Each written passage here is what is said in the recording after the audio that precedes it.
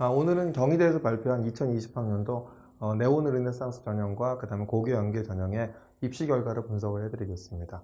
일단 경희대 입학 전형 결과가 되게 중요한 것은 뭐냐면 합격과 불합격에 대한 분포를 전부 다 발표를 했기 때문에 예측이 가능하다는 거죠. 그러니까 우리가 속기 쉬운 것이 이제 합격자 평균 등급에 속기 쉬운데 합격과 불합격의 여부에 대한 분포가 다 있기 때문에 이 해당 학과에 하는 학생들이 어느 정도의 분포되어 있고 그 다음 이 성향이 일반고인지 특목고 자사고인지 성향을 갖다 파악할 수 있기 때문에 경희대 입시 결과는 가장 큰 의미가 있다고 보여지겠습니다. 또 한 가지는 뭐냐면 경희대 같은 경우는 네오르네상스 전형과 고교연계 전형을 보면은 2대1의 비율로 네오르네상스 전형에 인원이 많은 학과도 있지만 또 엇비슷하게 모집하는 학과도 있습니다. 그렇기 때문에 네오르네상스 전형과 고교연계 전형에 대해서 고민하고 계신 학부모님들이 계시죠. 이럴 때 평균 등급에 속아서는 안 됩니다. 물론 고교연계 전형은 불리한 면이 있죠. 어떤 면에서 불리하냐면 서류평가 성적이 700점이고 교과 성적이 300점이기 때문에 30%가 들어가기 때문에 이 30%에 대해서 부담을 느끼시는 분들이 분명히 있습니다. 하지만 70%와 30%의 교과 성적이라 하더라도 고교연계 전형에서 합격한 학생들의 분포를 보면 심지어는 5등급 초반도 있었습니다. 이 얘기는 교과 성적에 대한 편차보다는 바로 서류평가에 대한 편차가 다른 학교와 마찬가지 더 크다라는 얘기죠. 물론 이제 1등급이 300점이고 2등급이 296점이고 3등급이 288점입니다. 그래서 인문계열을 보면 국어, 영어, 수학, 사회 과목을 반영을 하고 자연계열 같은 경우는 국어, 영어, 수학, 과학에 대한 과목들을 갖다 반영을 하죠. 근데 이거에 대한 학교도 학교장 추천을 갖다 받을 정도의 학생들에 대한 부분의 내신 등급은 그래도 어느 정도 위치해 있기 때문에 내신에 대한 부분에 대한 큰 차는 없다고 보여집니다. 그렇기 때문에 고교연계 전형을 갖다 저는 오히려 더 추천을 합니다. 그러니까 내신이 어느 정도 레인지에만 들어가 있다고 한다면 고교연계 전형에서 5등급대인 학생이 합격한 것을 보면은 바로 내신에 대한 편차보다는 바로 뭐가 더 크냐면 서류에 대한 편차가 더 크기 때문에 서류에 자신이 있다고 한다면 고교연계 전형을 갖다 네오르네상스 전형보다도 더 우선시하는 것이 바람직한 전형 방법이 아닌가 생각이 들고요. 또 한 가지 고교연계 전형은 충원율이 높습니다. 네오르네상스 전형보다 충원율이 높기 때문에 그런 면에서 유리하게 작용하지 않을까 생각합니다. 저희가 지도한 학생 중에서는 3학년 내신이 3등급 중반대인 학생도 지방 일반고 학생이었지만 경희대학교 공과대학에 합격을 했습니다. 그렇기 때문에 충분히 경희대 같은 경우도 내신이 좀 부족하다 하더라도 학생부에 대한 서류평가에 대한 준비를 갖다 철저히 하신다고 한다면 충분히 내신을 극복하고 합격을 할 수 있지 않을까 생각이 듭니다. 우선 네오르네상스 전형부터 한번 분석을 한번 해보겠습니다. 네오르네상스 전형에 대한 등급 평균을 보면은 국어국문학과가 등급 평균 2.7이고 충원율이 83.3%죠. 철학과는 3.1등급이고 충원율은 90%고요. 영어영문학과는 3.1등급이고 3.3등급이고 충원율이 114.3%입니다. 그 다음에 경제학과는 어떻죠? 2.7등급이고 충원율이 127.3%입니다. 근데 어문계열을 보면 어떻죠? 그다음 프랑스어과 같은 경우는 4.4등급이고 충원율이 71.4%고요. 또 많은 학생들이 선호하는 국제학과 같은 경우에도 3.1등급이고 그다음에 충원율은 60%입니다. 경영학과는 어떻죠? 등급 평균이 3등급이고 충원율이 139.3%입니다. 이제 한의학과 인문 같은 경우 보면 합격자 평균 등급이 1.8등급이고 충원율이 100%죠.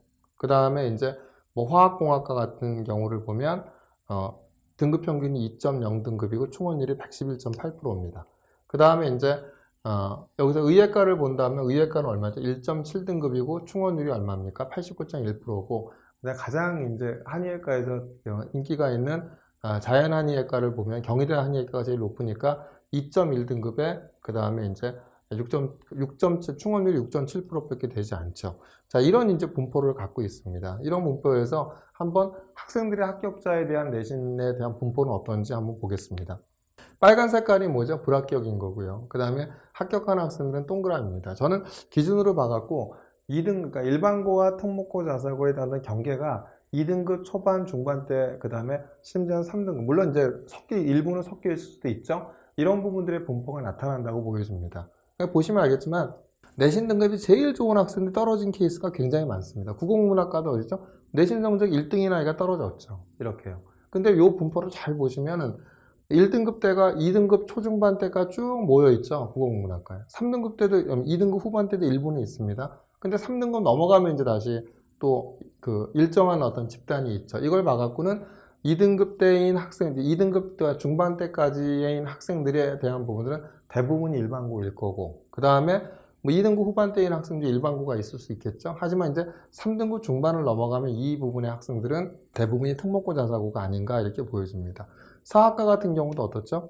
평균 등급이 2.6등급인데 2점 중반 때까지는 이렇게 좀 군락이 이렇게 그 집단이 이게 형성이 돼 있고, 그 다음에 또 3등 후반 때 넘어가면 이렇게 형성이 돼 있죠. 그렇기 때문에 대부분의 앞부분에 있는 학생들은 일반고이고 뒷부분에 있는 학생들은 특목고 자사고가 아닐까 생각이 듭니다. 영어 영문과 같은 경우에 보면은 이제 영어 영문과 같은 경우는 아무래도 외고 학생들이 많이 늦겠죠. 보신다고 한다면 1등급 때 여기서도 마찬가지로 1등, 2등, 내신 1, 2등은 다 떨어졌습니다. 그렇죠? 그 다음에 1등급 때도 무수히 많죠. 그런데 이제 보면 1등급하고 2등급 한 중반까지에 대한 부분이 또 어떤 한 집단을 이루고 있고, 그 다음에 3등급 넘어가면서 또 이렇게 어떤 집단을 이루고 있습니다. 그렇기 때문에 2등급까지에 대한 부분들은 일반고 학생일 가능성이 높고, 3등급 이후부터는 이제 이렇게 이제 지방권 외고부터 시작을 해갖고 외고일 학생들이 많지 않을까 이렇게 생각이 듭니다. 마찬가지로 이제 아까 프랑스어과를 보면 어떻죠? 1등급 때에 합격을 했죠. 그 다음에 2등급 때 있죠. 3등급 때 한 명 있습니다. 그 다음에 어디죠? 4등급 때죠. 이걸 본다고 한다면 역시 이것도 어디냐면 3등급까지는 일반계 고등학교 학생일 가능성이 높고, 그 다음에 3등급 후반부터 이 밑에 있는 학생들 같은 경우에는 특목고 자사고일 학생들이 높지 않을까 이렇게 생각이 듭니다. 마찬가지로 이제 자율전공학부도 보면 어떻죠?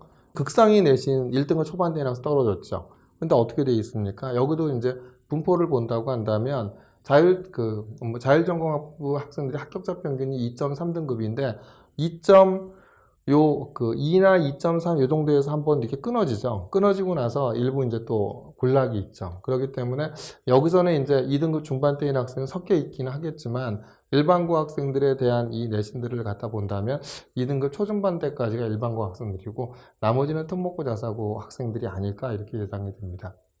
이제 정치외교학과를 보면 어떻게 되죠? 정치외교학과 합격자 평균 2.4등급입니다. 근데 1등, 2등, 3등 다 떨어졌죠. 1.0인 학생도 떨어졌죠. 여기서 보면은요. 그 다음에 이제 1등급, 2등급 초반 때까지는 일반기 고등학교 학생일 거고, 아마 2등급 후반 때부터는 이게 특목고 자사고 학생이 아닐까 이렇게 생각합니다. 경제학과도 보면 어디까지 구성이 되어 있죠? 합격자 평균 2.6등급인데 1등급 대 학생, 그 다음에 2.6, 여기까지 끊어지는 데까지 보면 이건 일반고 학생일 가능성이 높고, 그 다음에 이제 한 칸 띄어져서 그 다음에 있는 2등급 후반 때부터 이 학생들은 마찬가지로 특목고 자사고일 학생일 가능성이 높지 않을까 생각합니다. 경영학과 같은 경우는 이제 아무래도 학생도 많죠. 합격자 평균 2.9등급입니다. 2.9등급이면은 1등급, 2등급 때는 일반계 고등학교 학생일 가능성들이 높고, 그 다음에 여기서 끊어지는 걸 보면 3등급 전후, 이쪽에서는 좀 일부 이제 좀 끊어지죠. 2등급 한 후반 때부터 옅어지기 시작을 하니까 이때부터는 이제 특목고 자사고일 가능성이 높지 않을까. 물론 이제 가능성이 높다라는 거지 일반고 학생도 충분히 가능합니다. 저희 같은 경우도 공대 3등급 대인 학생을 합격을 시켰기 때문에 그런 이제 농도수에 있어서 그런 특목고 자사고 학생들이 더 많지 않겠느냐 이렇게 예상을 해보는 겁니다. 마찬가지로 이제 한의학과 입문을 본다고 하면 한의학과 입문을 보면 1등급 때 초반, 이게 1등급 때 초반이 한 군락이고, 그 다음에 2등급 때 또 있죠. 그 다음에 3등급 후반, 4등급인 학생이 있습니다. 당연히 이제 한의학과 입문 같은 경우도 앞에 있는 그 집단은 전부 다 일반고일 거고요. 그 다음에 2등급 때 있는 집단은 한의학과 입문해서 이제 특목고 자사고일 가능성이 높지 않을까 이렇게 생각이 듭니다. 자, 이제 그 다음에 이제 자연계열을 보겠습니다. 자연계열을 보면 어떻게 되어 있죠? 기계공학과를 보면 합격자 평균 등급이 3.2등급입니다. 그래서 이제 말씀을 드리는 것이 합격자 평균 등급에 속지 말라고 말씀을 드리는 것은 바로 뭐냐면 여기도 보면 1등급 때부터 2등급 초반 때까지가 집중화되어 있죠. 그리고 2등급 때 중반 때는 한 명밖에 없습니다. 근데 3등급 전후에 이제 또한 2명이 있고, 그 다음에 이제 3등급 때 있고 쭉 있죠. 이걸 본다고 한다면 이게 끊어지는 표로 본다고 한다면 여기까지 2등급 초반 때까지인 학생은 일반기 고등학교 학생일 거고, 2등급 후반부터인 학생들은 특목고 자사고일 가능성이 높고 일부는 일반고의 학생들이 섞여 있을 가능성이 있겠죠. 이런 이제 분포를 보이지 않냐 이렇게 보여지고요.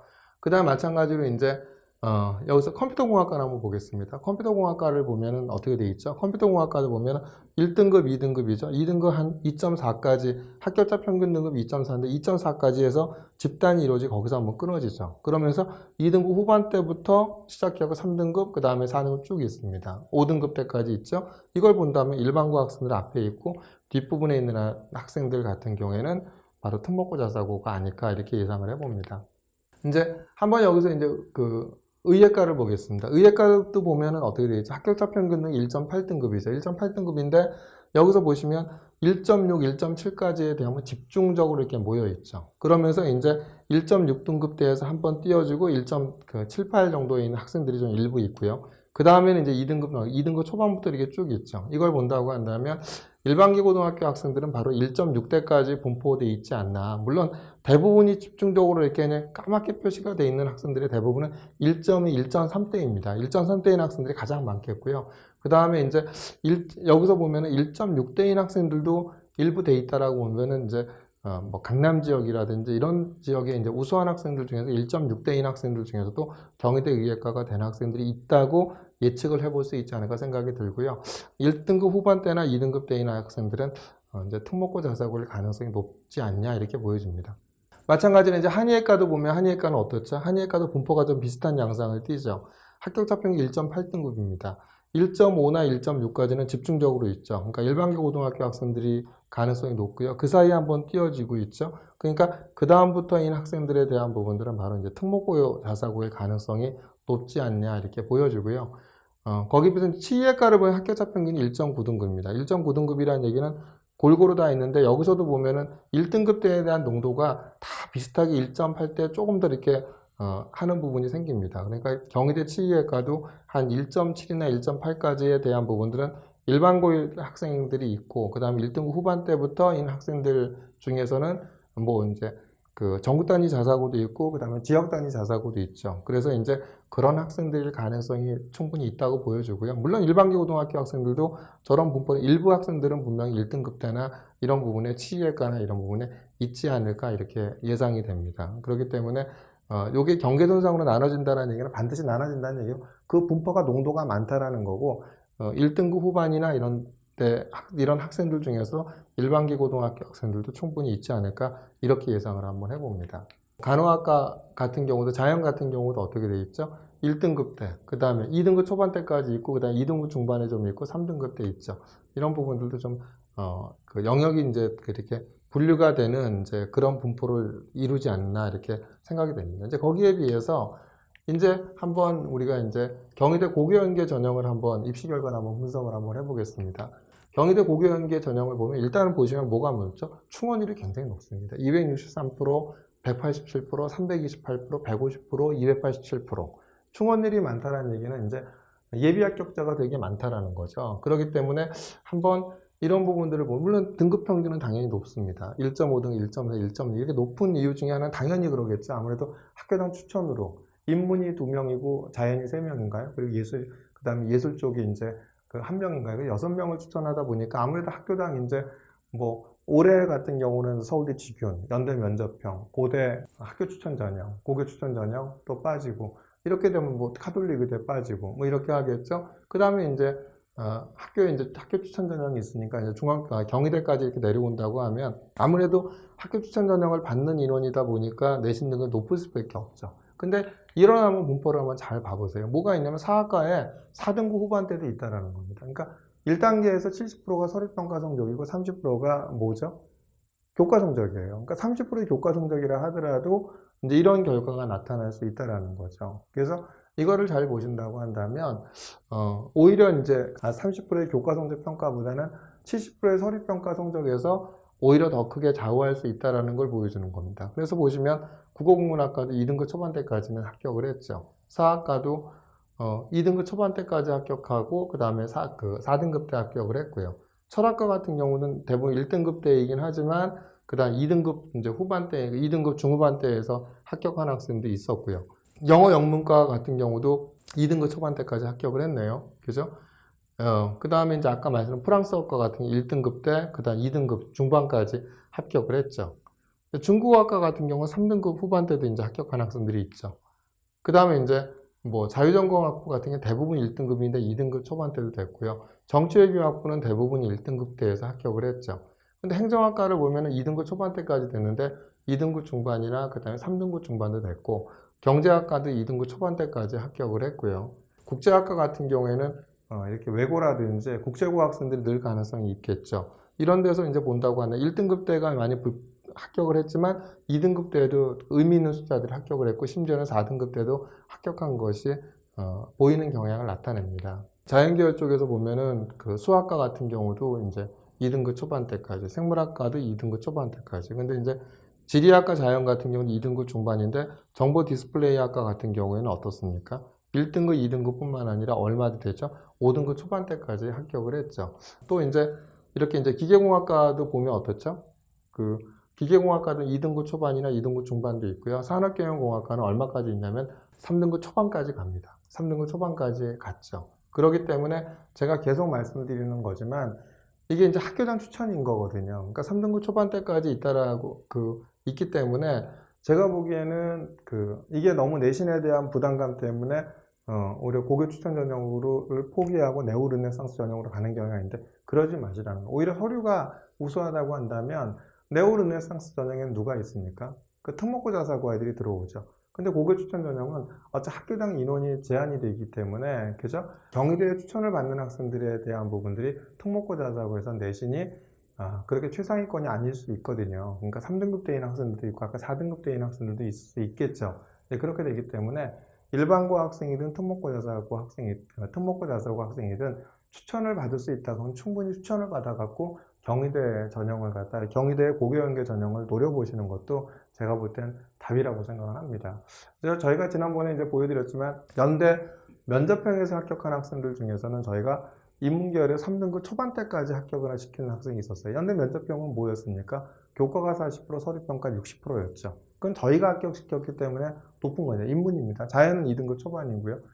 한 등급 차이가 나죠. 근데 연대는 내신이 높다고 생각을 했는데도 합격을 했다는 얘기는 항상 학생들이 항상 학교에서 바라보는 건 서류평가 70%, 교과 성적 30%라 하더라도 7대3의 비율이 아니라는 겁니다. 오히려 교과 성적의 편차보다는 뭐가 더 크다? 서류평가의 편차가 더 크기 때문에 이런 오늘 좀 분석해드린 이런 내신 분포에 대한 부분들을 보고 이렇게 내신이 어떤 레인지 안에만 우리 아이가 들어간다고 한다면 그 다음에 내신에 대한 부분을 잊으시고 그 다음에 뭐에 대한 싸움이다? 비교과의 싸움이다라고 보시면 될 것 같습니다. 오늘 보여드린 내용들을 갖다 쭉 보면 어떻습니까?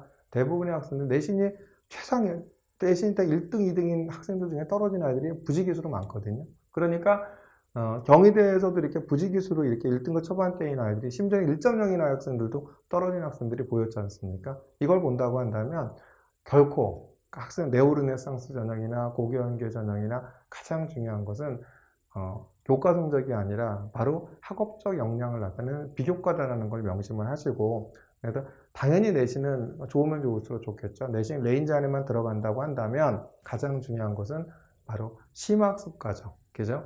내가 진로 선택 과목이나 전문 교과 이수 과목을 통해서 심화학습한 과정과 그런 과정이 없다고 한다면 내가 스스로 찾아서 심화학습한 학습 과정을 심화학습을 통해서 학업 역량을 나타내는 것이 바로 비교과를 갖다 풍성하게 채우는 지름길이 아닌가 생각이 듭니다.